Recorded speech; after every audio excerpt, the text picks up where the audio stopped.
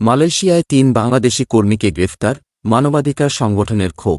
বিস্তারিত জানতে ভিডিওটি শেষ পর্যন্ত দেখুন।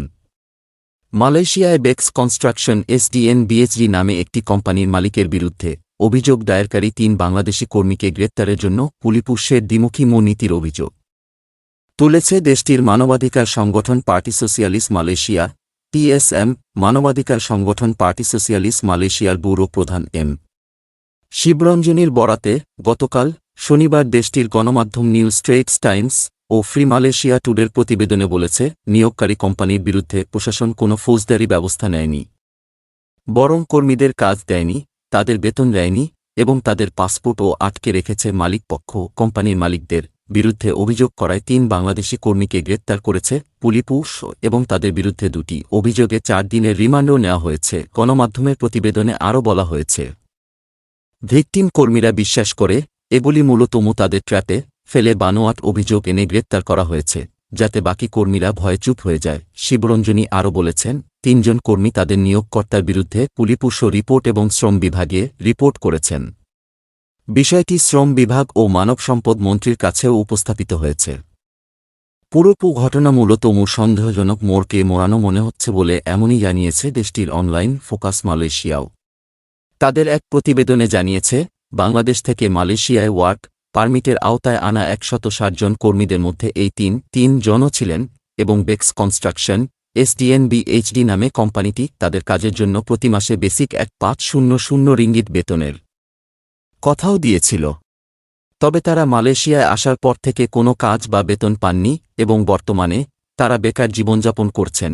তাদের এখানে নিয়ে আসার পর দেশটির রাজধানী কুয়ালালামপুরে পুরপুত্রা ওয়ার্ল্ড ট্রেড সেন্টারের পাশে ২৮ জালান রহমাত চৌকিটের SR hostel and residence SDN বিএইচডিতে রাখা হয়েছে। দেশটির মানবাধিকার কর্মী শিবরঞ্জনী বলেছেন, তাদের পাসপোর্ট তাদের কোম্পানি মালিক আটকে রেখেছে। কোম্পানি মালিকের লোকজন কর্মীদের পাসপোর্ট ফেরত পেতে ৬,০০০ রিঙ্গিত দিতে হুমকি দিয়ে বাধ্য করেছে।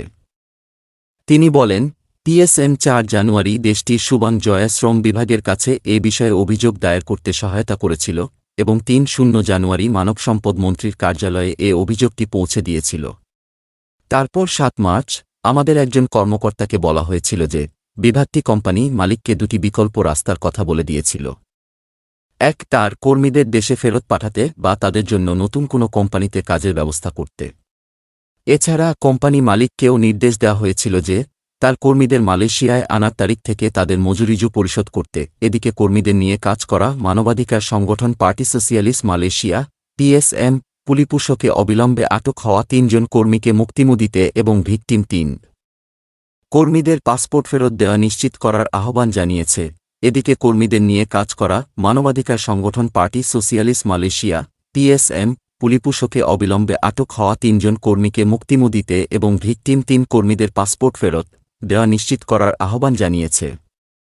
এছাড়া শিবরঞ্জনী দেশটির মানব সম্পদ মন্ত্রীকে আহ্বান জানিয়ে আরও বলেছেন, আমরা মানব সম্পদ মন্ত্রীকে দ্রুত সুষ্ঠু তদন্তের দাবি করছি এবং কর্মীদের তাদের বকেয়া মজুরিজুর পরিশোধের পাশাপাশি নতুন কাজের ব্যবস্থা নিশ্চিত করতে এবং কর্মীদের সুরক্ষা নিশ্চিত করার আহ্বান জানিয়েছে মানবাধিকার সংগঠনটি।